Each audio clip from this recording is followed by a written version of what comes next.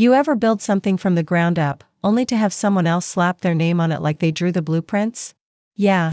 That's my story. My name's Vanessa Merrick, I'm 41 years old, and I'm currently the founder and CEO of Vertex Collaborative, a boutique consulting firm with a very specific origin story.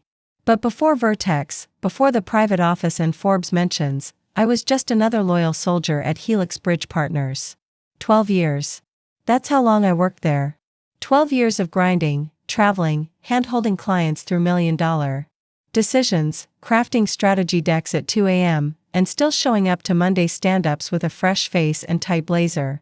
12 years of building their partnerships division from scratch until it became the most profitable arm in the entire company. And yet, when people said my name, it was never the woman who scaled this thing. It was always just Vanessa. From strategic. Like I was a department. Like I was replaceable. The funny thing is, I wasn't even chasing titles at first. I was chasing impact. I genuinely believed that doing great work would speak for itself. And for a while, it did. My work turned around dying client relationships, brought in major tech partnerships, and in the last 3 years alone, I helped close over $58 million in deals. I wasn't just delivering, I was outperforming every VP on the board. But the recognition? It never came. No promotions. No board invites. No bonuses that matched the revenue I was bringing in. Just more tasks, more cross-functional opportunities, and constant praise that felt like a pacifier. You're the glue of this place, they'd say. Yeah? Well, glue gets invisible when it's done holding everything together. I didn't know it yet, but someone else was already stepping in to take credit for the shine. Enter Liam Cross. 29, freshly polished from business school, and as eager as a Labrador puppy on espresso. I met Liam during the lockdown era. He came in as a remote intern while the world was still sorting itself out, and I took him under my wing like I always did. I taught him everything. How to interpret our partnership contracts, how to pitch renewals without sounding desperate, how to forecast revenue by client lifecycle. He was green, but he learned fast, and honestly, I was proud. That pride wouldn't last long. Because, once we were back in the office, Liam walked around like he owned the place. Suddenly he had ideas that sounded suspiciously like the ones I'd presented a week earlier. Suddenly he was sitting in meetings I wasn't even invited to. I'd be talking about a rollout plan in one team huddle, and a day later I'd hear Liam repeating it almost word for word to the executive team, without so much as a footnote. At first, I told myself I was being paranoid. That maybe we were just aligned. That great minds think alike. But then came the town hall. Meredith Shaw, our chief growth officer, stood on stage praising emerging voices and their bold new vision for the future. And there was Liam, front and center, nodding along while she credited him with reshaping our partner model. My partner model. The same one I'd spent the last year reworking, mapping, and piloting with our clients. I sat there smiling, nodding, even clapping, because that's what professionals do, right? They swallow the bile and keep it cute. But inside, something cracked. It wasn't rage. Not yet. It was more like a sharp twist of betrayal wrapped in silence. What made it worse was the way everyone just accepted it. Like it made perfect sense that this bright, young, sharp-dressed guy had just single-handedly transformed a division that I had kept alive through 2 recessions and 3 leadership changes. People started treating Liam like a golden ticket. He's got such energy, they'd say. So in touch with the industry. Meredith even pulled me aside one day and said, I think Liam's really going places. You should keep mentoring him. I nodded, smiled, played the part. But, in that moment, something shifted in me. Because I realized what they were really saying. They didn't care who built the engine. They only cared who was standing next to the car when it took off. And that wasn't gonna be me. But here's the thing. I'm not a crier. I'm a planner. You don't spend 12 years surviving in a corporate labyrinth without learning a few things. So instead of crying in the bathroom or screaming into the void, I went quiet. Real quiet. The kind of quiet that comes before a storm.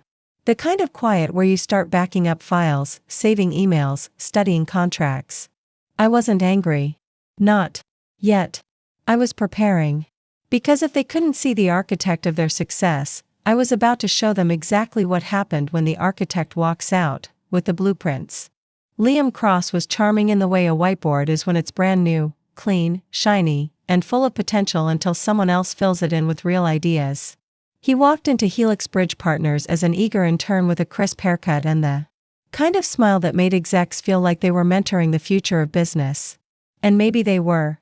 But that future was built on foundations I laid down long before he even knew where the copier was. I trained Liam on everything: how to forecast partner revenue by quarter, how to read between the lines on vendor contracts, how to negotiate a licensing deal without giving away leverage. He shadowed my calls, studied my slides, and mimicked my cadence in meetings. I thought I was passing along knowledge. What I was actually doing was handing him ammunition. The thing about Liam wasn't that he was particularly innovative, it was that he knew how to repackage old strategies with new buzzwords. He could take a client retention plan I'd refined over 3 fiscal cycles and turn it into a TikTok-sounding pitch about brand intimacy mapping. He didn't solve problems so much as dress them up with just enough trendy language to make leadership nod in approval. Meredith Shaw, our chief growth officer, was absolutely smitten with his whole vibe. "He just gets it," she'd say after meetings where Liam offered some half-baked suggestion I'd given him 2 weeks earlier in a one-on-one. "He's what the next generation of growth leadership looks like." And I'd smile, because what else could I do? Within 10 months, Liam was promoted to Associate Director of Strategic Engagements, a title that didn't even exist the year before. I remember standing in the break room, holding a mug of stale coffee, listening to the announcement over Slack. He thanked the team with a perfectly polished message full of corporate humility and recycled phrases like "energized to build on our momentum." I knew then what I hadn't wanted to admit before. I had built my replacement. Brick by brick. Slide by slide. I had poured years of intellectual capital into someone who now stood at the edge of the promotion I'd been quietly working toward for over a decade. Still, I didn't complain. I didn't march into Meredith's office demanding answers. Instead, I told myself he'd burn out fast. That the flash would fizzle once real pressure set in. But it didn't. Liam thrived in chaos, mostly because he knew just enough to appear competent and leaned on others to clean up behind him. He'd pitch lofty ideas in executive briefings and then pull me aside afterward with a grin, asking, "Hey Vanessa, think you could help frame out the implementation roadmap?" Every time I said yes, I chipped away at my own credibility. But I kept doing it. Because part of me still believed loyalty would be rewarded. Spoiler alert, it wasn't. What really stunned me wasn't just how fast Liam rose, but how easily everyone accepted it. There was no pushback, no questioning. Meredith would beam at him during meetings, quoting his fresh insights, while overlooking the fact that they were mostly recycled versions of documents I'd authored 2 quarters prior. He started being invited to strategy retreats and budget discussions I'd been trying to get into for years. People started coming to him for guidance, on workflows I built, for accounts I managed. And just like that, the spotlight shifted. I became background noise in the very room I used to command. But the part that stung most? He knew exactly what he was doing. He wasn't naive. He wasn't just riding a lucky wave. Liam played the game intentionally. He listened carefully when I spoke, echoed my phrases with slight tweaks, and delivered them to executives like they were his own. One time, during a team lunch, I overheard him explaining our partner acquisition strategy to a new hire. Word for word. Same metrics, same case study, even the same metaphor I'd used in a presentation 6 months earlier. He glanced at me mid-sentence, like he was daring me to say something. I didn't. I just smiled. The kind of smile you wear when you realize you're dealing with a professional thief dressed in startup casual. By the time his first performance bonus rolled in, Liam was already being groomed for more. I watched from my corner desk as he got assigned the clients I used to own, the spotlight I used to share, and the credit I never got. But even then, I stayed quiet. Because I knew something no one else did: he hadn't built any of it. He didn't understand the mechanics, the fallback plans, the way the system held together under pressure. He didn't know which levers to pull when things went wrong. But I did. And I knew that when the cracks started showing, they'd have no clue how to hold the thing up. Because the person who built the structure was standing in the shadows, watching, waiting, preparing. The week everything shifted started off like any other. We were knee-deep in Q3 forecasting, client renewals were lining up smoothly, and I had just closed a mid-seven-figure licensing extension that pulled us ahead of projections. I was on fire. Professionally, and for once, I let myself feel a little hopeful. There had been quiet talk about a restructure at the top, and multiple senior directors had hinted, some more directly than others, that I was being seriously considered for the newly created role, VP of Strategic Partnerships. It made sense. I had spent over a decade building the foundation that entire division stood on. My name was on the workflows, the client playbooks, the expansion models. I was the blueprint. And even though I'd been burned before, a part of me truly believed this was it. The culmination. The recognition I had earned 10 times over *, so when Meredith pinged me for a quick sync late Wednesday afternoon, I didn't think twice. I grabbed my notebook, smoothed my blazer, and walked into the glass-walled meeting room with a calm I'd practiced for years. She smiled that overly rehearsed leadership smile, the one that always meant something rehearsed was coming. "Vanessa, I want to start by saying how much we value everything you've done for this company," she said, sliding into her chair like she was trying to soften the blow before delivering it. "There's been a lot of discussion around the VP role," she continued, "and it was a tough decision, truly." And then she said it. "We've decided to move forward with Liam." For a moment, everything in the room froze. The hum of the fluorescent lights, the sound of someone typing 2 offices down, even the way Meredith's coffee cup steamed, everything paused. I blinked, once, then twice. "Liam?" I repeated, almost softly, as if the name had to be reshaped in my mouth to make sense. She nodded, all cheerful and corporate. "He's the future. You're incredible with our legacy clients, Vanessa, but Liam really speaks today's language." She leaned in like she was sharing a compliment. "He understands how to communicate with the market we're targeting. His energy is exactly what the board wants right now." It wasn't even a knife, it was a spoon slowly carving a hollow in my gut. I nodded like a good soldier, thanked her for the transparency, and left the room with my head held high. But inside, something clicked. It wasn't heartbreak, I'd moved past expecting fairness a long time ago. And it wasn't rage either. Rage is messy, emotional, impulsive. What I felt was colder. Sharper. It was clarity. The kind that snaps into place like a locked gear, silent and permanent. I finally saw the truth. I had been playing a game I didn't create, following rules no one else followed, giving loyalty to a system that didn't even know how to spell my name correctly after 12 years. And I was done. I walked back to my desk and sat down as if nothing had happened. People were buzzing in Slack about the exciting new announcement, and my inbox had a team update from Meredith that confirmed Liam's promotion. I opened it, read every line, then archived it without a word. Across the office, Liam was shaking hands, flashing that polished grin of his, soaking in the attention. He caught my eye once, gave me a nod like we were still teammates. I didn't nod back. I just stared. Because for the first time in years, I wasn't thinking about how to fix a broken deal or manage an unstable account. I was thinking about myself. About how much power I actually had, and how little they realized it. That night, I didn't cry. I didn't vent to a friend over wine or write a rage-fueled email I'd regret. I opened my laptop, pulled up my private drive, and started reviewing files. Contracts. Contact lists. Deal histories. Access logs. Anything and everything with my name on it. Not to steal. Not to sabotage. To prepare. Because if they wanted a future with Liam, they could have it. But they'd have to build it without the one person who actually knew how the engine worked. And if I played this right, they'd be trying to catch up to me before they even realized I was gone. I didn't throw a fit. I didn't curse anyone out. I didn't slam my laptop or cause a scene. Instead, I smiled, nodded, and asked Meredith the one question she didn't expect. "How can I help Liam succeed in the transition?" That line, right there, bought me everything I needed. It signaled compliance, loyalty, grace. It was the line that made them let their guard down. And that's exactly what I needed, room to move undetected. While they all patted themselves on the back for a smooth leadership evolution, I quietly began constructing the exit strategy of a lifetime. Not loud. Not messy. Just focused. Calculated. Precise. The first thing I did was start backing up everything, my presentations, client interaction logs, vendor contracts, and every deal I'd structured in the last 4 years. Most of it wasn't proprietary, just publicly shareable files that had my fingerprints all over them. The playbook? I wrote it.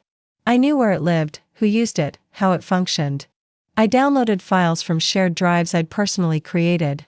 I saved voice memos from client briefings I'd led. I exported email chains with critical context about contracts Liam didn't even know existed. No one questioned it. Why would they? I was helping. And I did help. I helped myself to a clean blueprint of everything they never credited me for. Then I went home and pulled out my employment agreement. Non-compete clauses are tricky, but this one was written during the company's early growth stage. Back then, no one thought high-level staff would walk away without a buyout or a severance package. So guess what it said? If I resigned voluntarily and declined severance, the non-compete expired the day I walked out. No clawbacks. No extensions. Just a cold, clean break. I read that section 3 times. Then I smiled. They expected loyalty. I was about to give them a masterclass in self-preservation. The next step was subtle. I filed paperwork for a limited liability company using a name bland enough to blend into the background, Vertex Collaborative. I chose a registered agent service to keep my name out of public directories, picked a virtual address across the country, and listed business consulting and market development strategy as my service category. Vague enough to be legal. Sharp enough to be dangerous. I wasn't looking to start a war, I was building a landing pad for every client I had personally earned, every contact I had nurtured, and every dollar I had driven into HelixBridge's pockets. On the surface, nothing about me changed. I still led my weekly partner calls. Still reviewed forecasts. Still gave Liam advice when he looked confused about the difference between net revenue and partner-adjusted gross. I even trained his assistant on how to process multi-tier licensing splits. I was the picture of poise. But behind the curtain, I was tracking everything: who responded to Liam's follow-ups, which clients went silent, which partners asked, "Is Vanessa still on this account?" I didn't push. I didn't hint. I just took notes. At night, I refined Vertex's internal systems. I set up secure email, built an encrypted database for client contacts, and mocked up service packages that mirrored the exact needs my current clients struggled with. Nothing proprietary. Just smart observation. Market blind spots. Service gaps. Bottlenecks no one but me had bothered to solve. I wasn't stealing, this was knowledge I had lived and breathed for 12 years. They couldn't trademark my brain. The final touch? I hired a freelance graphic designer from overseas to create a generic, modern logo. Something sleek but forgettable. I didn't want to draw attention. I wanted quiet legitimacy. Something that looked just established enough that if a client stumbled upon it, they wouldn't question it. They'd just recognize a familiar style. A professional tone. And eventually, a familiar voice. They say revenge is best served cold. But I wasn't seeking revenge. Not yet. What I was building was leverage. Quiet, invisible leverage. The kind that doesn't show up until it's too late to stop. And once it was fully in place, I'd be ready to make the next move. Not with noise. But with results. You can learn a lot over a cup of coffee. And if you keep the conversation casual enough, no pitch, no pressure, just curiosity, you'd be surprised what people will say. I started scheduling what looked like ordinary client check-ins, just moved slightly off-site.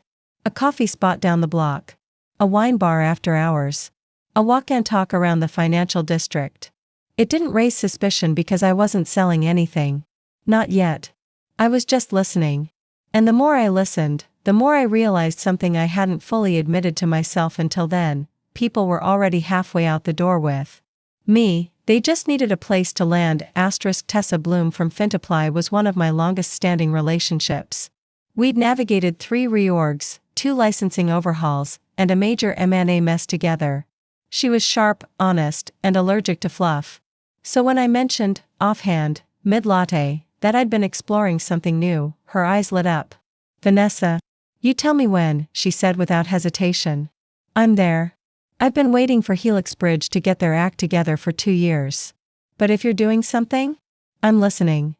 I didn't even have to ask. She offered that loyalty willingly because she remembered who showed up when no one else did. And she wasn't alone.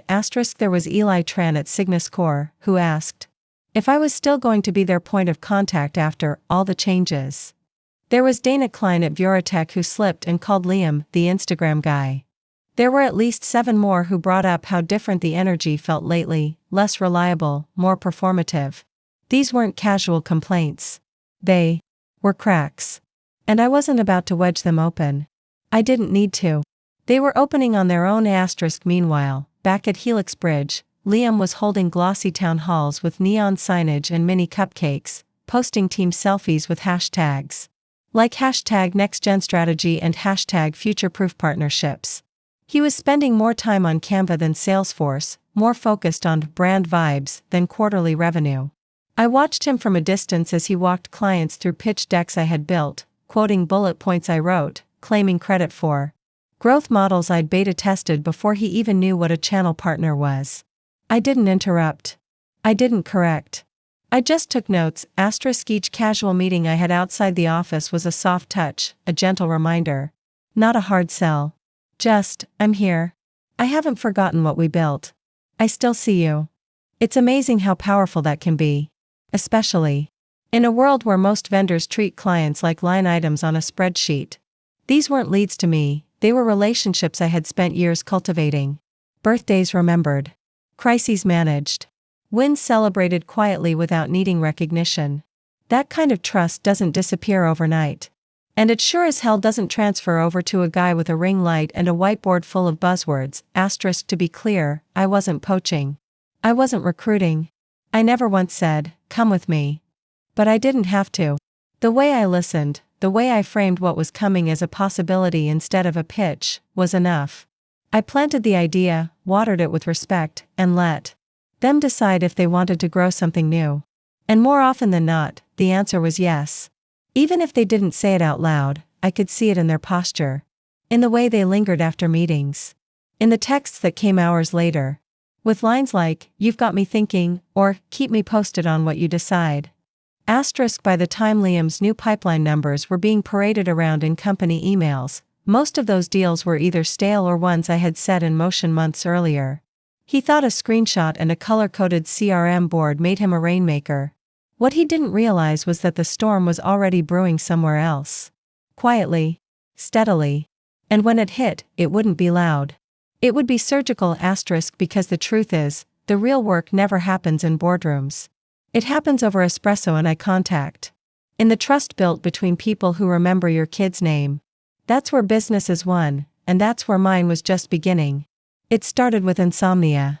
I was sitting at my kitchen table one night, well past midnight, flipping through old client folders I had exported from my shared drives, files I had every legal right to access at the time. I wasn't even looking for anything specific, just scanning through past deals, deliverables, and archived documents. Then I saw it.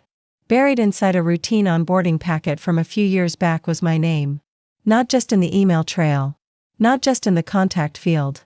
But on the contract itself. I was still the named signatory liaison for the client. I blinked. Then I pulled up 3 more. Same thing. My name. My digital signature.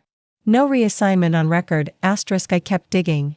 By 3 a.m., I had a list of 9 clients whose contracts, worth over $11.4 million combined, still listed me as the point of contact and authorized liaison. Some of those contracts had renewal triggers that would auto-execute unless a client canceled or renegotiated. Most had less than 6 months left on their term. That meant I wasn't just a former account lead in spirit, I was still, legally, the person those contracts were tethered to. And HelixBridge? They'd never updated it. They'd promoted Liam. They handed him my title. But they forgot to hand him the keys. The implications hit me like a freight train. I had insight. I had legitimate access. And most of all, I had leverage. This wasn't about doing anything shady. I wasn't going to break NDAs or misuse company property. But it did mean I could structure a path forward that gave my clients a clear, clean option once their agreements expired. I started drafting a proposal under Vertex Collaborative. Nothing aggressive. No pushy language. Just a simple, polished document outlining how my services could roll in as a natural continuation of the work we'd already done, if and when they chose not to renew with HelixBridge. The language was clean. Future engagement opportunity. Seamless transition of account knowledge. Continuity of service through an independent advisory entity. I ran it by a contract attorney I trusted, someone who specialized in non-compete loopholes. She read it twice and said, "You're good. It's tight. And it's smart." That was all I needed to hear. These clients weren't being stolen. They were being offered a choice. Something HelixBridge had long ago stopped giving them. And it wasn't just about clients. These contracts still came with reporting dashboards and analytics that required authorized access. Guess whose credentials were still active on several of those platforms? I didn't exploit anything. But I did observe. And what I saw was troubling. Quarterly targets weren't being met. Engagement scores were slipping. Some partner platforms hadn't been updated in over a month. Liam was busy posting lunch selfies with vague captions like, "Big things coming rocket," while back-end operations quietly started to falter. HelixBridge didn't even notice. Because no one there was watching the work. They were watching the optics. I updated the Vertex website, ever so slightly, to mention that we would begin accepting enterprise clients in Q3. I didn't promote it. I didn't even link it on my LinkedIn. But I knew people would find it. That was the point. It wasn't a sales pitch, it was a breadcrumb. For anyone paying attention, it was the invitation they'd been waiting for. An elegant exit ramp from the chaos they'd been stuck in. And they wouldn't be jumping ship for a stranger. They'd be walking toward the person who built the ship in the first place. HelixBridge had spent so long overlooking me that they forgot to protect what I built. They handed out titles like candy but never checked who still held the real authority. So while they patted themselves on the back for embracing next-gen leadership, I quietly positioned myself as the legacy their clients actually trusted. And the more I looked at those signatures, the ones they forgot to scrub, the more certain I became. My exit wasn't coming. It had already begun. I submitted my resignation on a Wednesday morning, 15 minutes before the weekly strategy call. It was a 3-line email, deliberately dull, stripped of any emotion. After much reflection, I've decided to step away from my role at HelixBridge. Partners to pursue new ventures. I'm grateful for the relationships I've built and the lessons I've learned. Wishing the team continued success. That was it. No next steps. No, let's keep in touch. Just corporate beige. Meredith responded 2 hours later with a thumbs-up emoji and the word, "Noted." Liam? Nothing. Not even a LinkedIn like. The silence told me everything I needed to know. I'd made the right move. 2 days later, I officially launched Vertex Collaborative. Jordan Lin, my former data lead and one of the most underrated talents at HelixBridge, joined me as co-founder. We'd been laying the groundwork for months. Our domain was live. The consulting deck was polished. The onboarding pipeline was streamlined. On launch day, we sent out precisely 4 emails. Just 4. Each one addressed personally to the clients I knew best, offering to continue the conversation now that I was in a new role. Nothing pushy. Just an open door. The first response came within 40 minutes. The next 3 arrived before noon. By the end of the week, 5 major accounts, collectively worth nearly $9 million, announced they were reevaluating their vendor relationships with HelixBridge. Some paused their projects. Others let contracts quietly lapse. No public drama. No accusations. Just silence. Internally, HelixBridge scrambled to explain it. I heard through the grapevine that they chalked it up to market contraction and Q4 procurement freezes. Liam reportedly blamed economic headwinds. Meredith said something about timing. They had no idea they were bleeding because of a single paper cut they didn't see coming. Meanwhile, Vertex was moving fast. Jordan and I split our responsibilities with surgical precision. I handled client relations, partnerships, and business development. He focused on data systems, automation, and operations. We had one goal: to make this look like a machine that had been running for years. We weren't a startup. We were an upgrade. Our pitch was simple: consulting that felt personal, strategic, and execution-driven. No fluff. No buzzwords. Just results. The same results I'd quietly delivered for over a decade at HelixBridge while someone else took the credit. We operated out of a shared workspace in Soma with frosted glass walls and espresso on tap. It wasn't glamorous, but it was ours. Every inch of progress felt earned. The first client we signed was Fintaply, Tessa Bloom's fintech platform. She told me over lunch, "You've always been the reason we stuck with Helix. This just makes more sense." I didn't even have to pitch her. She came ready with a signed retainer agreement. Within 2 weeks, we had 3 more signed clients, a virtual assistant, and a waitlist for Q2 onboarding. I hired Mina Quaid, one of the smartest junior analysts Helix ever let walk away, to help with demand modeling. We didn't make a big splash. No press releases. No launch party. But people noticed. And word spread. The email Jordan forwarded me from an ex-Helix exec said it best, "So Vanessa finally built her own house. Good for her."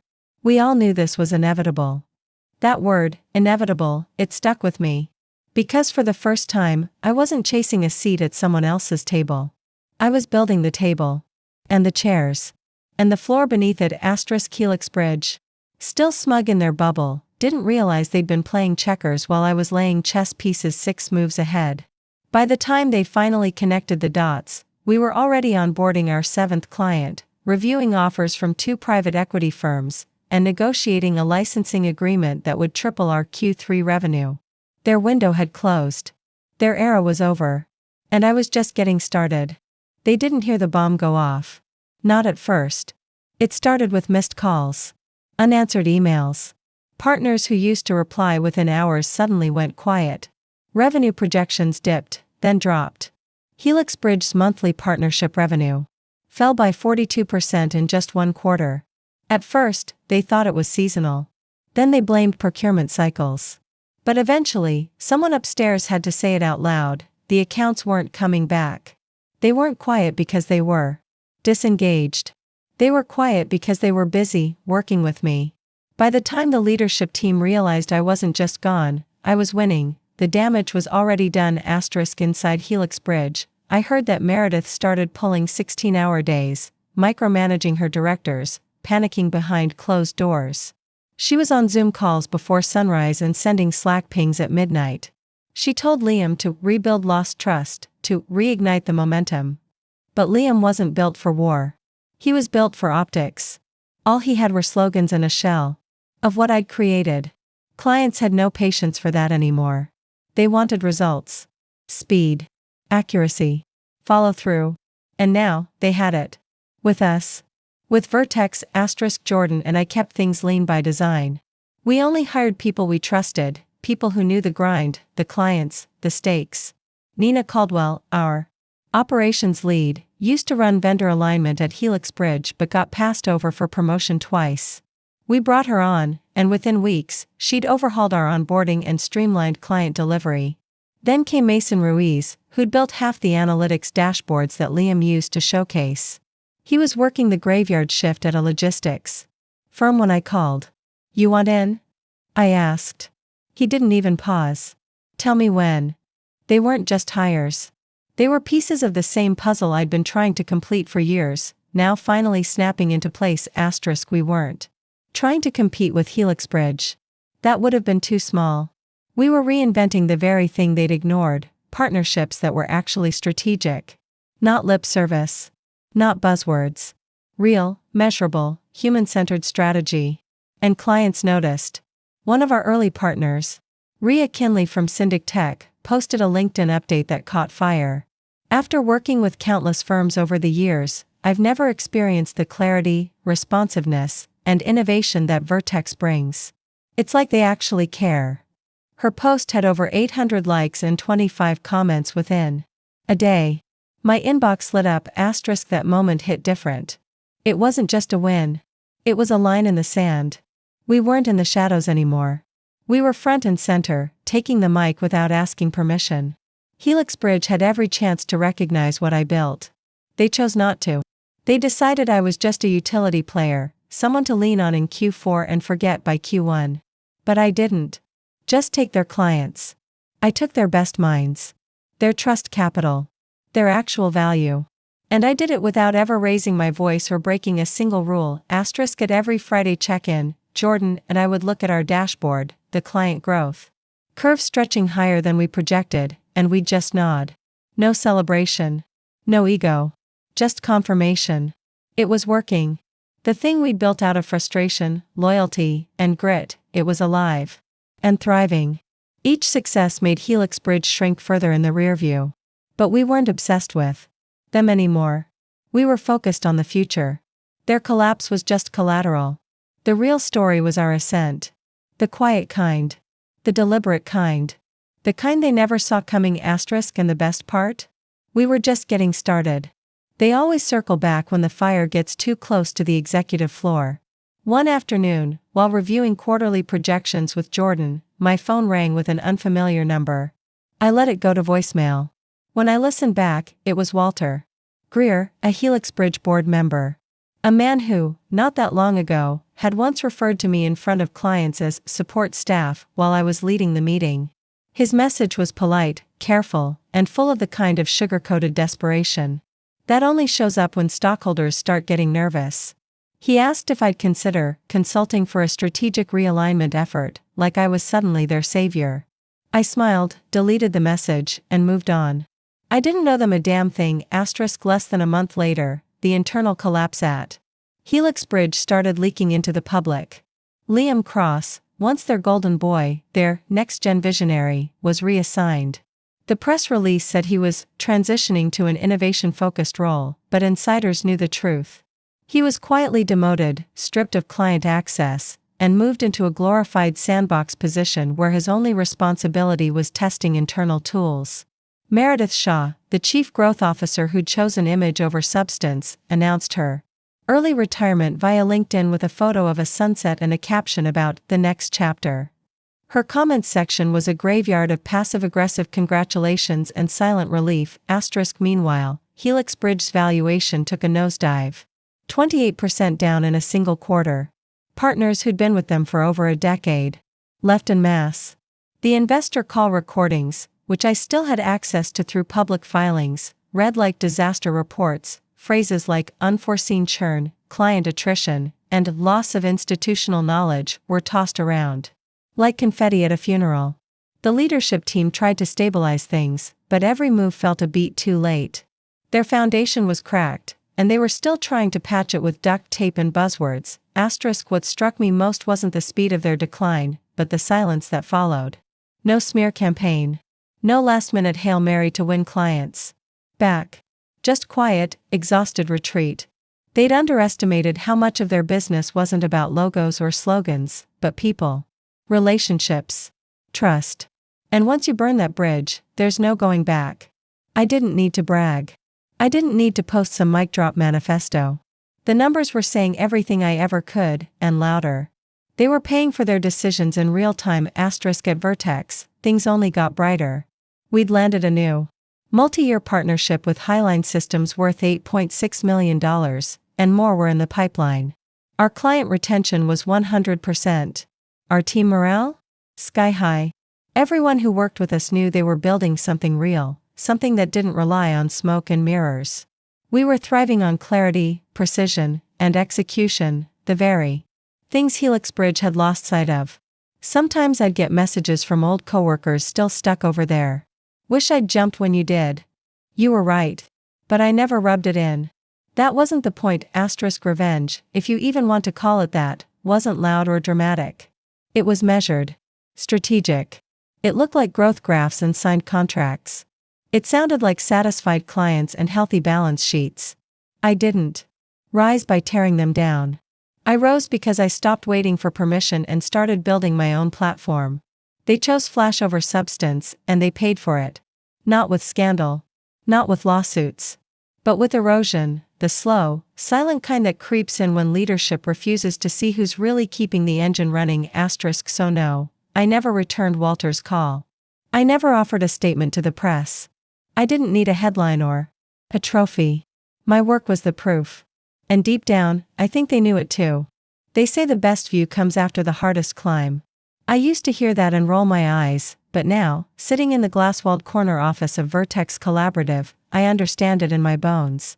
This space isn't just four walls and a city view. It's proof. Proof that being overlooked didn't mean being incapable. Proof that the quiet ones often hold the loudest power. Our team just closed Q2 with $16.3 million in revenue, expanded into 3 new markets, Chicago, Austin, and Toronto, and signed 3 Fortune 500 clients who were once locked into HelixBridge contracts I originally negotiated. The irony is thick enough to cut with a knife. Every Friday, I sit in on our all-hands calls, not to micromanage, but to listen. To laugh with my team. To celebrate actual wins, not inflated vanity metrics. People like Jordan Lin, my co-founder, who left a 6-figure job because he believed in the vision. People like Shira Patel and Marcus Bell, who once managed entire portfolios from the shadows and now lead divisions with full autonomy. These are the folks who were ignored, passed over, or labeled not quite leadership material back at HelixBridge. Now they're thriving, and together, we're rewriting the rules of what leadership even looks like. The best part? Our clients didn't follow us out of pity or rebellion. They followed us because they saw results. Faster turnarounds, cleaner data, smarter strategies, and actual accountability. We didn't have to overpromise or dazzle with keynote decks. We just delivered, again and again. That was the real power they never understood. It wasn't about flash, it was about trust. And when you build trust brick by brick, no flashy intern or brand refresh can compete with that kind of foundation. HelixBridge still limps along. I hear the chatter, new hires struggling to keep legacy clients, board members scrambling for stability, their new innovation lead launching a podcast no one asked for. They're trying to rebrand, relaunch, reinspire. But they're chasing ghosts. You can't rebuild what you never really valued in the first place. They thought I was just Vanessa from Strategic. Just the support system. The glue. But they forgot something critical. Support systems don't just hold things up. They hold things together. And when they tried to replace me with someone who had optics but no backbone, they didn't just lose a department. They cracked their entire structure. I never planned to become a symbol. But the way people talk about Vertex now, the respect in their voices, the recognition in industry panels, the sudden surge in resumes landing in my inbox, it's clear. We're not just a rising firm. We're the new blueprint. I don't say that with arrogance. I say it with clarity. Because being underestimated taught me how to listen harder, plan deeper, and execute smarter. And now that I've built something of my own, no one gets to underestimate me again. Sometimes, when the office is quiet after hours, I look out at the skyline and think about the moment it all shifted. Not when Liam got the promotion. Not even when I resigned. It was the second I realized I didn't need to win their approval, I needed to own my worth. That clarity became the catalyst. And the rest? Just steps in a plan executed with surgical precision. They buried the architect. So I built the skyscraper. In the end, I didn't just leave HelixBridge behind. I replaced them.